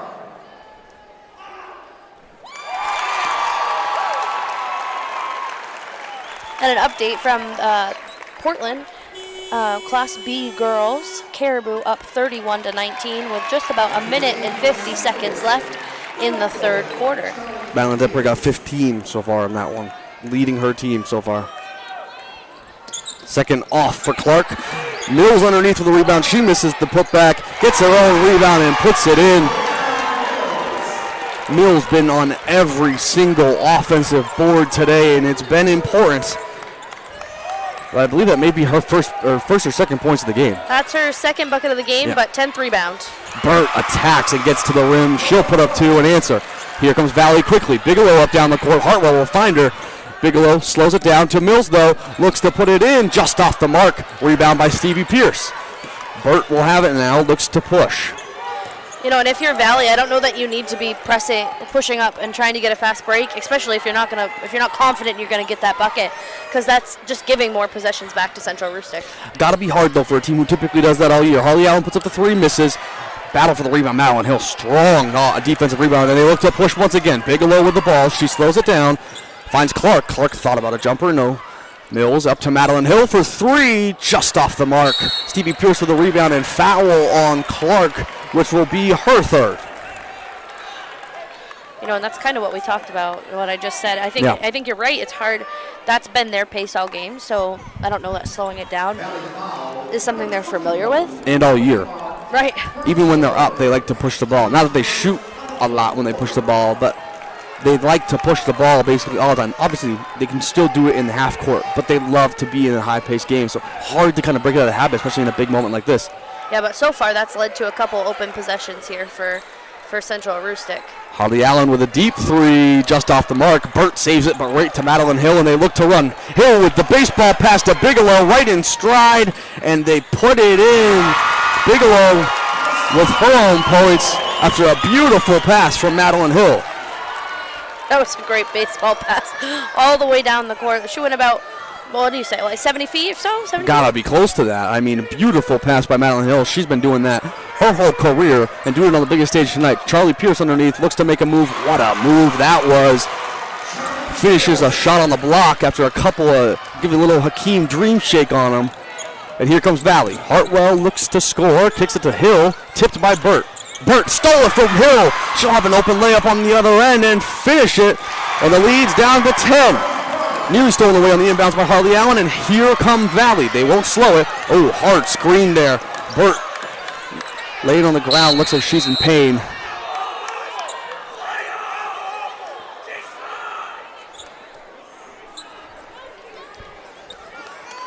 Teammates trying to help Burt up here. Took a hard screen there. I don't know, she didn't see it coming, and it was a solid screen by the defender.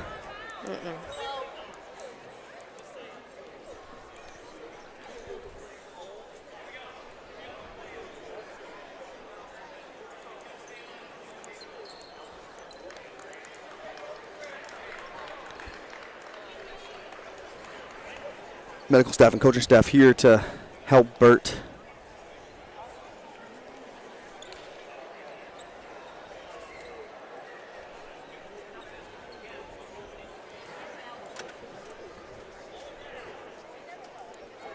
We'll send it to a commercial break and be right back with you in just a second. Go and stop by Kimball Insurance for all your insurance needs. Whether it be auto, home, farm, business, life, or health insurance, we have you covered. Our agents are ready to serve you and help you with your needs.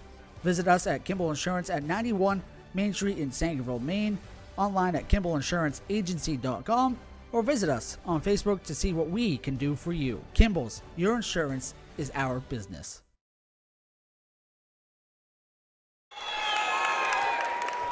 Back here with you in the Cross Insurance Center for this Class D Girls State Final. Burt helped off the court by her coaches and some medical staff. I believe she went right back to the locker room. Obviously a big shot for them. They don't want to have to not have her on the floor, but Valley looking to take advantage of it. Hill with a three right off the timeout. Clark rebound and in, and that'll extend the lead back to 12 for Valley. And Lily Burt's actually on the bench. Gotcha. I just didn't see her. Not Hill. Allen will bring it up. Sorry. Pierce now with it for Central Aroostook. Back to Allen. Up top to Stevie Pierce. Pierce looks to go right. Back up top to Harley Allen. She picks up her dribble, looks to find Charlie Pierce. She looks to go by Brianna Mills. She does. Finishes at the rim. Back and forth we go. Here comes Valley once again. Hartwell looks to push. She finds Bigelow on the run. Bigelow will look to finish. And one for Bigelow. The foul there will be on Stevie Pierce. It'll be her third as Valley re-extends their lead to 12. It's good to see Lily Burt check back in. I think in a game like this, when you're emotionally charged, you get hit, you're not expecting it, and you got a lot, she's been giving her all out there. It's just almost like the emotions and the pain overwhelm you, and you just need a minute. Yeah, as Bigelow makes her free throw, like you said, Burt back in, and she'll bring the ball up. Definitely has slowed as this game has gone, and certainly not going to help there as she gets beat up pretty good on that screen. Charlie Pierce underneath looking to continue her great quarter. Back out to Allen. She's got the three just off. Fight for the rebound goes to Stevie Pierce. If that's on Clark, that's her fourth.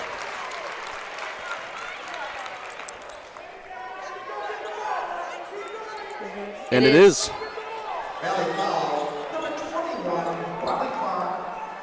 Down in Portland, Biddeford breaking into the Caribou lead. They were up 12 just late in the third. Now it's only a 5-point game. Stolen away here by Hartwell. Hartwell looks to push. Burt, tight defense, but up to Madeline Hill. Hill back to Hartwell. Burt looking for that steal, nearly got it. Burt just out-efforting everybody else in this court right now, playing harder than anyone. Yeah, trying to will her team. Valley combined. She's playing just the hardest that everyone's playing out there. Hartwell goes by, though, and gets a bucket of her own.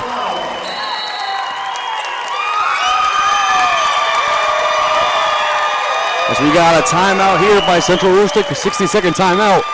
As Valley goes up 15 here late in the fourth, only 3 minutes away from their first ever gold ball. Well, and Valley's up by 15, but it has felt closer than that. Yeah. The effort that Central Aroostook and, we talked about it all day, but the effort that Lily Burt is really just willing her team to stay in this game has really kept them in this game. She's got 13 points on the day, so she's leading them. She's just working really hard. It's good to see. She's a young kid, so she'll be back next year. I think she might be she's sophomore, one of their juniors. I believe she's a sophomore. Yep, she's a sophomore. Harley Allen's the junior. Yep. And Maggie Mahan as well. Yeah, they'll be back, and obviously you don't want to lose any of them, right? It never feels good to lose any of them. No game ever. Certainly not a state game, but if all holds, they'll certainly be back in this position plenty more in the next coming years. Harley Allen coming back. We still got 2 more years of Lily Burt. They've got the talent to do so. Down in Portland, Caribou up 6 with 6:23 left over Biddeford. It would have been a battle down there. Back here at the Cross Insurance Center, though, Central Aroostook with the ball. Lily Burt will bring it up as she has most of the day. Burt to her left. Madeline Hill on her. Gives it to Charlie Pierce. Back to Burt. Look to attack, but the ball stripped away. Harley Allen for 3. In and out.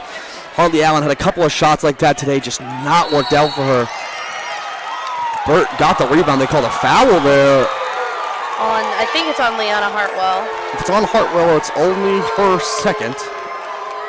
Yep, that's on Leanna Actually, Hartwell. just her first.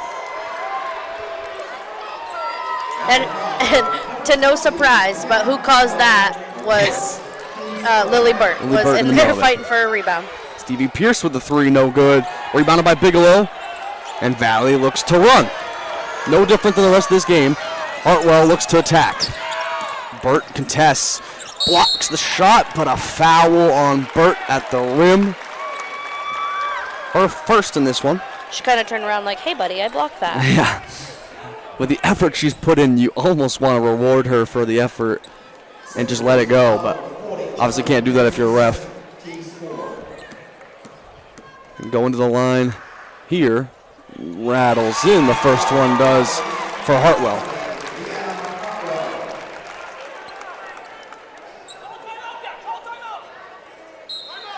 I believe we got blood on Hartwell. They're going to call coach is going to call the full timeout here to make sure that they can keep Hartwell in the game. the entire team behind us of Valley fans screaming, "Call a timeout!" At least he said he wanted one. Maybe they're going to wait to see if they can get it done in the 20 seconds, and then if not, call a timeout. I don't believe they want anyone else to shoot for her. They did it quick enough, though. It didn't matter. Didn't need the timeout. Just in time. Hartwell will shoot the second.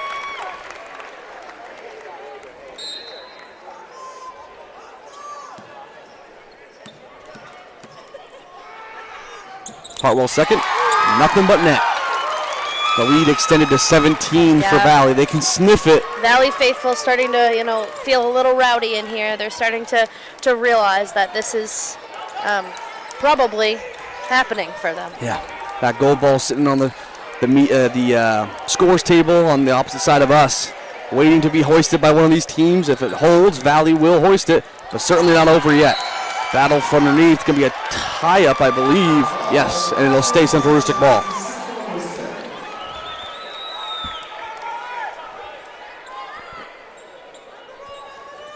Allen will inbound. Looking for Burt. Doesn't have her. Well, gets it to her anyways, actually. Kicked up to Mahan. Mahan looks to find Allen. She gets her. Allen looks to attack. Doesn't find anything. Kicks it under to Burt, but tipped away by a Hill. Burt tries to get it back to Allen. She does. All of this happening in the right corner. Kind of stuck in that corner right now. They do get it out. Burt back up top. Got to find something quick here. Can't let the time go off. Mahan with the ball. Looks to attack. Stolen away nearly by Bigelow, but there's going to be a block on Valley. We'll see who that one's on. Looks like it's going to be on Clark, which actually is going to be her fifth. Clark is out.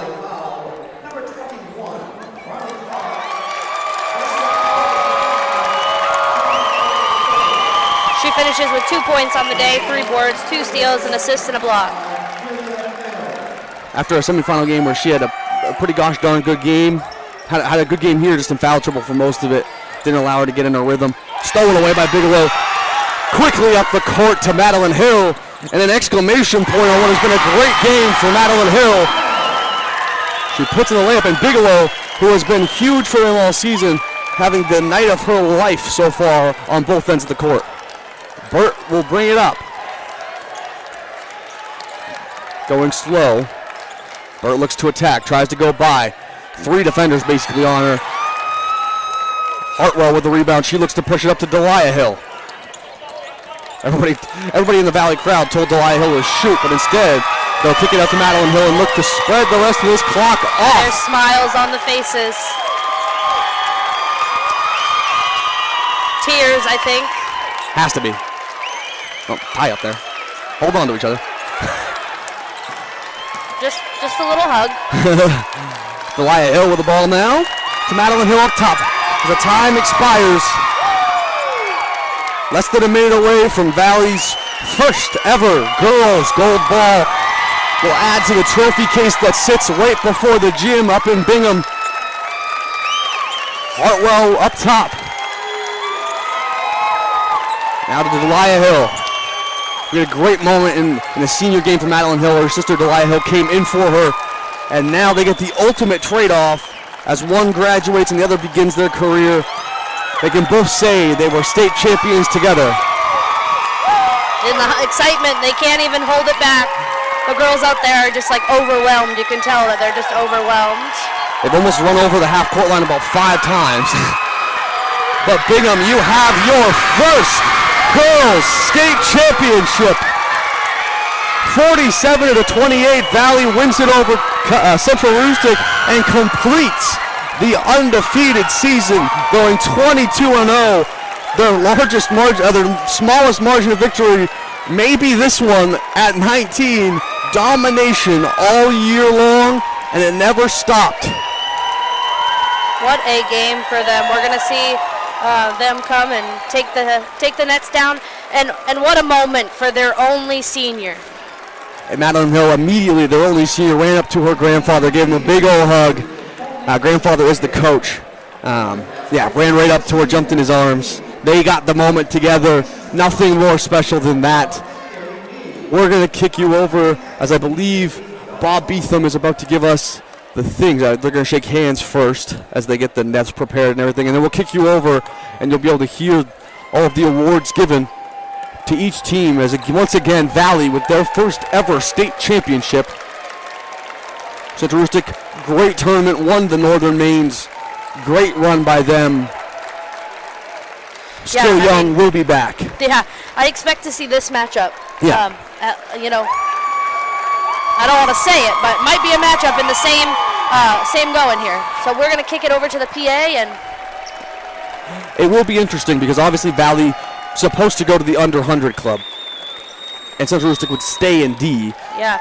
I would assume Valley plays up because otherwise it may be Valley's run for quite a while here. Yeah. I would assume just because they've been so good that they'll play up. We'll see. But again, if they're both in D, you'll certainly see this matchup over and over and over and over again. As both teams are now starting to pull the cord. Interesting enough, we pull the cord here at Bangor, right? Down in Augusta, they have them cut each single string, and it takes about 15 minutes to cut down the net. yeah, it does in Augusta for sure. Augusta, it takes forever. Quickly here, they both got the nets. Madeline Hill will twirl it on one end. Riley Clark will twirl it on the other. Hill will give it to Hartwell, and Bigelow will get on the other side of Valley. The funny thing is, typically you give it to your seniors, only one for the Valley Cavaliers. She was the first to swing it. We got a freshman up there swinging the net. Freshman up there, I think a sophomore as well. I think Bigelow's a sophomore, so just a fantastic season for all of them. They'll be here plenty as the final few starters will swing the net for Valley.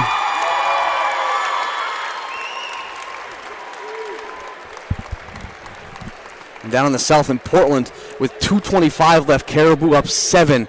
Going to be a close finish down there, but Caribou close to, I think, what would be, is it their first as well? I think it's the first for the Caribou girls as well. Yes, I believe so. If they were able to hold on, Biddeford won plenty. They've been a pretty storied program, but would be Caribou's first for the girls, I believe. Which would be incredible. We've had a lot of first champions. Obviously, this one today, last night in Mount Ararat for the girls. Nearly the one for Messalonsky, though they couldn't hold on. Falmouth did come out on top. They won a lot of them. Yeah, and I'll just go on, while we're waiting on the PA to start, but Madeline Hill for them, 14 points with 7 rebounds. And then next on the line, Leanna Hartwell had 7 rebounds, 15 points, so pretty comparable for both of them. Kirsten Bigelow added 10 points, 3 assists and 2 steals. Brianna Mills added 4 points, 10 rebounds. Riley Clark added 2 points, 3 boards. And Delia Hill had 2 points as well for their total of 47. And Valley's least amount of points scored in a game all season, 47. Yes. So pretty incredible. They win a game in which they were held to 47 as the second highest scoring team in all of the state for girls basketball. We're now going to kick it over to Bob Beetham Jr., and he'll give you the award. Congratulations to both teams on their exceptional championship level play throughout the 2025 tournament.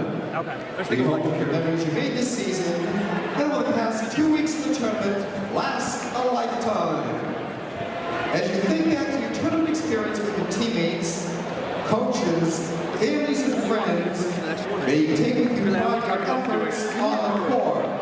You're representing yourselves, your communities, and made basketball extremely well. I know we talked about switching on and off. For the seniors on both teams, thank you. Thank you all for your leadership throughout your high school basketball careers. We wish you all the best in your future endeavors. Now on the court, representing the Principals Association are Ron Erickson, retired administrator at Washburn District High School, and Rick Sinclair, athletic administrator at Herman High School. Representing Ware Butler Building Supply is operations manager Jamie Carson.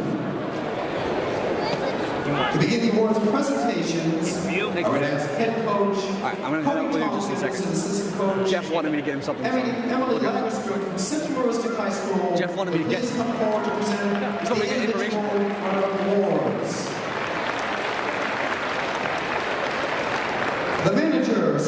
Bradstreet. Players, 8th graders, Jillian Brass, Ariana Grimoire,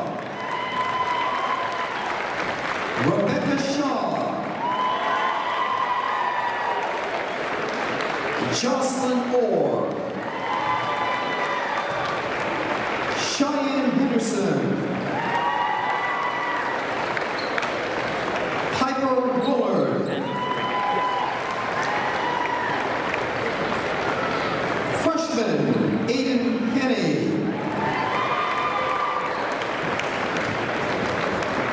sophomore captain Lily Burt, sophomore captain Stevie Pierce, sophomore captain Charlie Pierce, junior captain Maggie Meehan, and junior captain Harley Allen.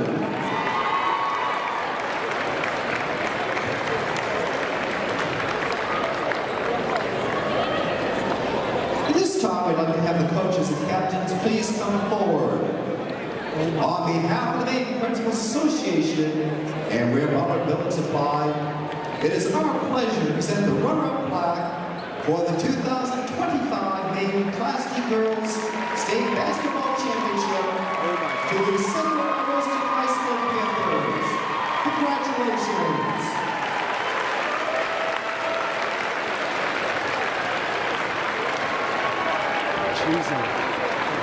Caribou was up 8 with a minute left. Tie game with 20 seconds left. They were up 8 with a minute left. And it's tied. It's tied. And now present the awards to 2025 Maine Class D State Basketball Champions from Upper Kennebec Valley High School. We're going to ask head coach Gordon Hartwell and assistant coach Crystal Rollins to please come forward.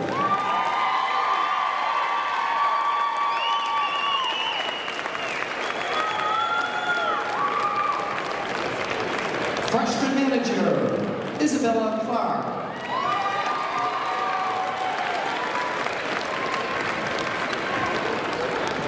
Eighth grader, player Carly Cates.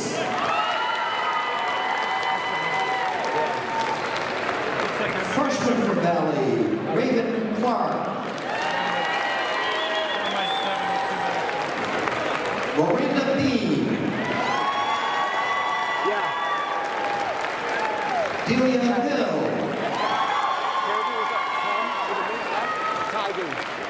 Leanna Hartwell. Sophomores, Emily Manso. Daisy Wright. Brianna Mills. Junior captain, Marley Clark. Junior captain, Kirsten Bigelow. And senior captain, Madeline Hill.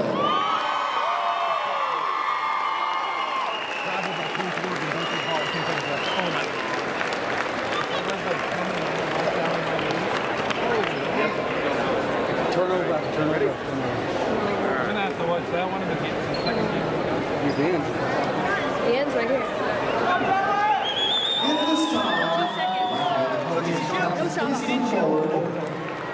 on behalf of the Maine Principals Association and Ware Butler Building Supply, it is our pleasure to present the